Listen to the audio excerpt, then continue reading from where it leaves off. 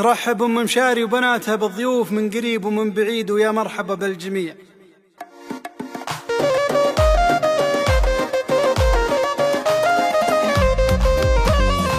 مرحبا في حفل اخوان وقرابه، محفل باسم البخيت ومن حواها، في حفل قرم تميز في شبابه، اعني مساعد وكم جزاء عصاها، اشهد انه منتشي فوق السحابه، بلجوله بتعالي مستواها، والف مبروك الحفل حضرة جنابه، يا مساعد محفلك في انتباه، ولد ابو مشاري عسب قبره رحابه، في جنان الخلد ومحصل رضاها، وامها ام مشاري وتملك درابه، شيخة بالطيب وصفت حلاها، وامدح اخوانه وهم عز ومهابه، دايما بالعز ما يخسرها، والنعم بمشاري اللي ينهقابه، كلمته لا قالها وما ثناها، واحمد اشهد دايما مفتوح بابه، عادة من صغر سنه احتواها، واشهد ان سعود من جاه الاجابه، ما تخيب الهقوه اللي هو هقاها، والخواتم على القمر في انتشابه، والذرابه والسنع في انتباهه، العمامه للفخر واهل المهابه، والخوال من السطر كل خشاها.